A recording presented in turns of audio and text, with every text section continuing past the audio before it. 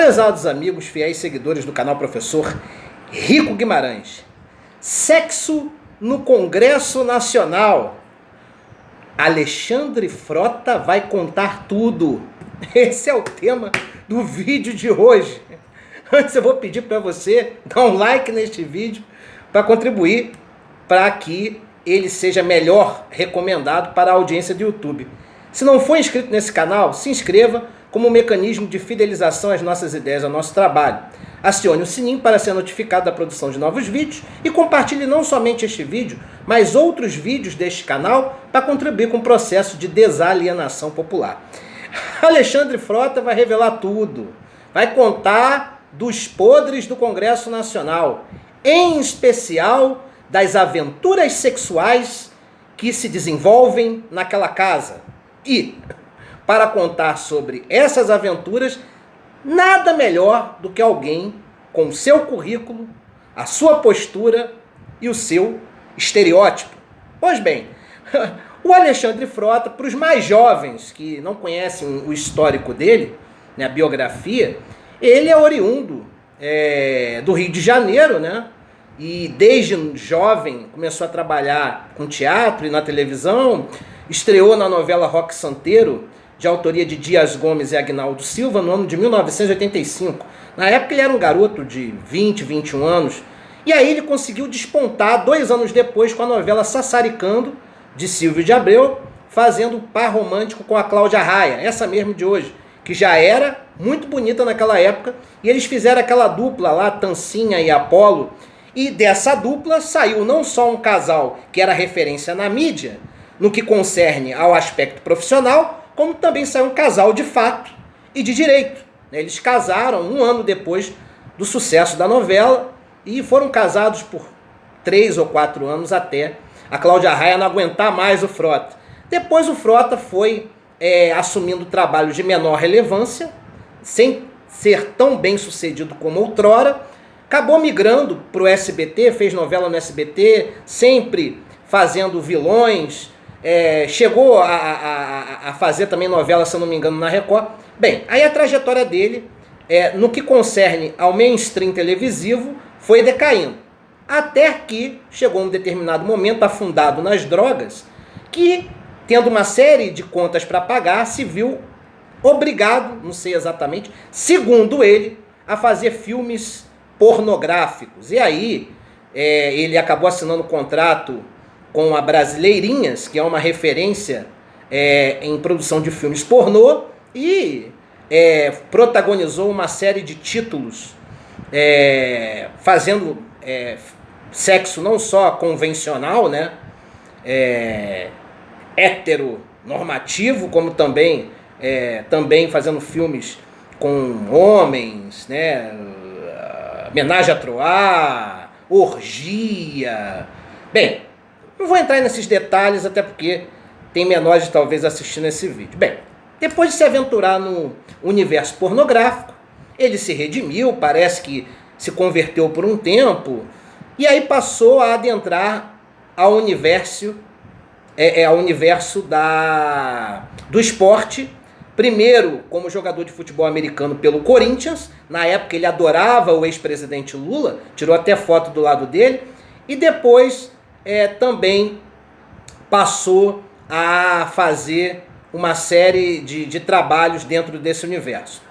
Depois de ter passado também por reality show, que no caso foi a Casa dos Artistas do SBT, onde ele era um dos sujeitos mais polêmicos, e também no caso de trabalhar com produções das mais variadas naturezas, Alexandre Frota, ainda que estivesse inserido no meio artístico, passou a dar a sua opinião nas redes sociais, em especial a partir das jornadas de 2013, quando os conservadores, até então intocados, escondidos, tendo medo de se expressarem, saíram da toca e passaram, vendo que a conjuntura era desfavorável a Dilma Rousseff e à esquerda por extensão, né, aproveitando, né, de toda essa situação de indignação seletiva, Alexandre Frota embarca nesse processo que coloca a direita, né, e os seus atores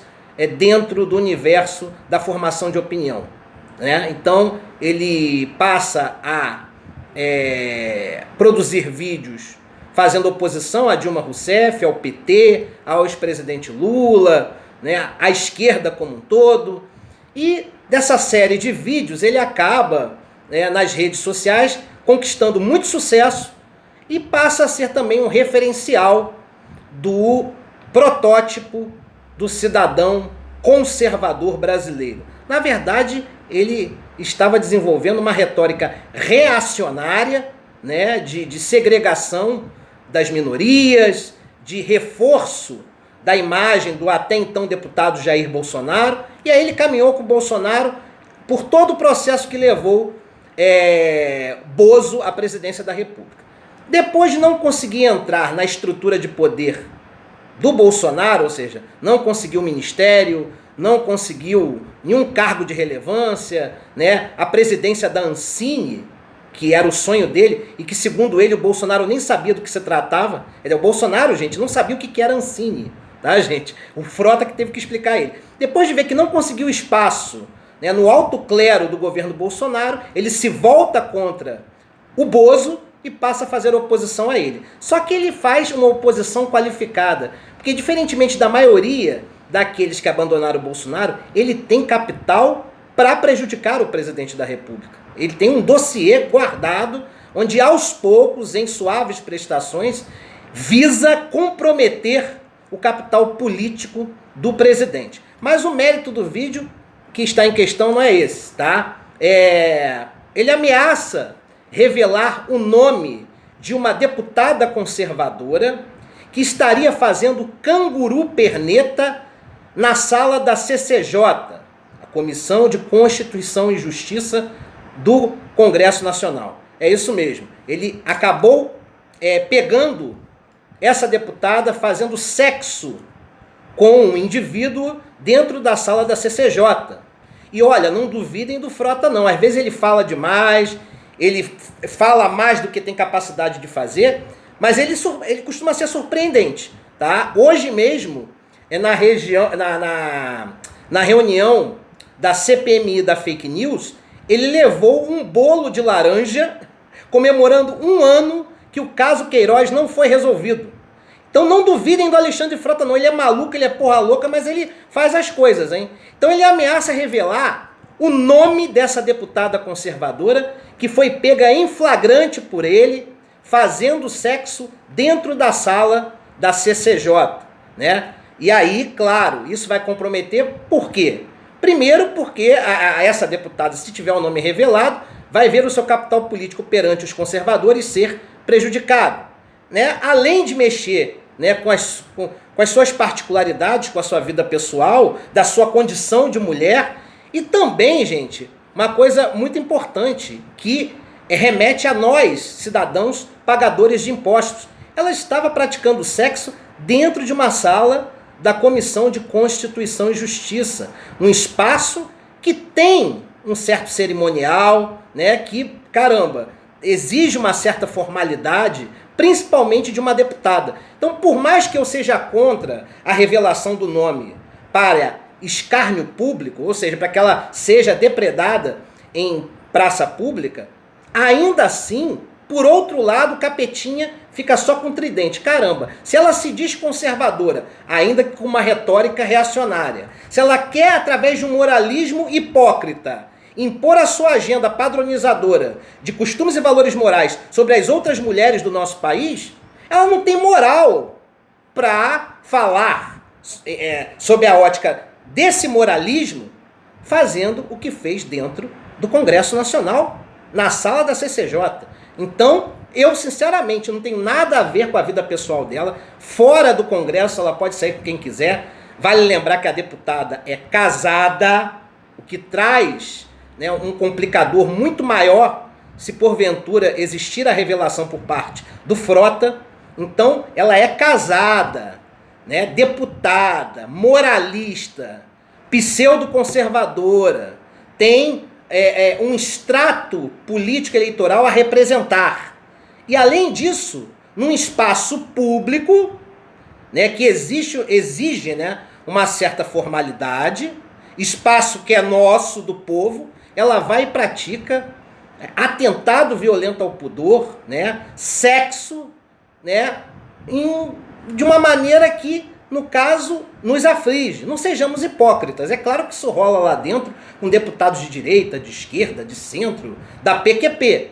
Mas até hoje não pôde se provar nada. Se ele conseguir provar, diz ele que tem até vídeo gravado, tá? E que fazendo as devidas edições, ele vai também mostrar o vídeo, pelo menos a cara da deputada, né? Preservando o indivíduo que estava com ela. Se ele revelar isso, vai rolar um processo bonito na seara civil contra ele, né? Vai realmente, vai rolar um processo de indenização cível, né? Por danos morais, ele vai ter que enfrentar isso, mas por outro lado ele vai ridicularizar a deputada, né, que ele acusa, e também perante o seu eleitorado essa deputada nunca mais vai ser eleita, né? Nunca mais vai ser eleita. E aquele negócio que eu falei, eu como progressista não tenho nada a ver com a vida pessoal dela, ela que se resolva com o marido e tal, mas usando o espaço nobre do povo para praticar esse tipo de ação, aí é demais, né? Eu não quero ser moralista, mas aí, meu irmão, seja de esquerda, de direita, o que for, tá errada. Não tá errado em trair o marido. Aí é uma questão dela com o marido. Quer dizer, errado até tá, mas isso é uma questão que envolve ela e o marido, a família e tal. Eu não tenho nada a ver com isso, ninguém tem nada a ver com isso. Mas quando usa o espaço público, né, que exige uma certa formalidade para praticar esse tipo de ato, aí nos diz respeito sim, e se ela for execrada, tem que ser, né, vista como alguém fora dos padrões, sim. E aí eu falo dos padrões no sentido público, tá certo? Vamos tentar descobrir, né, para a gente fechar o vídeo, quem será essa deputada. Vamos isentar a Joyce Hasselmann. Por quê? Porque a Joyce Hasselmann é aliada do Alexandre Frota, principalmente no episódio em que ela foi execrada pelo Eduardo Bolsonaro dentro do PSL. O Frota tomou as dores dela e existe uma reciprocidade entre os dois. Então não é a Joyce. Até porque ele deixou bem claro que a referida deputada, né, essa que praticou sexo dentro da CCJ, é inimiga, ou seja, adversária da Joyce Hasselmann. Se ela é adversária da Joyce, obviamente que a Joyce não é a deputada que ele falou, né? Então vamos analisar. Eu botei uma lista aqui da maior, né, suspeita para menor, tá? Eu coloquei algumas aqui que tem menor índice de suspeição. Renata Abreu, do Podemos, que é aquela que quer diminuir o percentual de candidaturas femininas, né, no processo eleitoral. Adriana Ventura, a Renata Abreu é do Podemos. Adriana Ventura é do Partido Novo, tá? Fabiana Silva é uma major da Polícia Militar aqui do Rio de Janeiro, né, do partido do presidente, PSL, quer dizer, por enquanto. E tem as duas grandes suspeitas, na minha opinião. Uma é a Carla Zambelli, do PSL de São Paulo, que é adversária declarada de Joyce Hasselmann, principalmente depois dessa conjuntura contra o presidente, que ela tomou as dores do Jair Bolsonaro. E a Carla Zambelli, se eu não me engano, ela é casada. Se alguém tiver essa informação, coloca aqui, tá certo? E também é moralista e tem uma narrativa bem reacionária contra as minorias e principalmente contra as feministas, né? E outra que para mim é a grande suspeita, que é a deputada Bia Kicis, do PSL do Distrito Federal, que na verdade é a nossa conterrânea aqui. Ela é oriunda de Resende, no sul do estado do Rio de Janeiro. Eu sou de Volta Redonda, embora não tenha nascido, mas eu vivo em Volta Redonda. Resende aqui do lado, onde fica a Academia Militar das Agulhas Negras, onde Bolsonaro se formou e onde é a maior base eleitoral dele dentro do estado do Rio de Janeiro, certo? E a Bia Kicis nasceu aqui em Resende, mas fez carreira política no Distrito Federal, em Brasília. E a Bia Kicis é a maior suspeita, por quê? Porque ela é que, no caso, declarou guerra contra a Joyce Hasselmann, prometendo na CPMI da fake news abrir uma série de licitudes contra a Joyce. Então acho que ela é a maior culpada. Quem será? Quem será? Frota vai dizer. Um abraço a todos.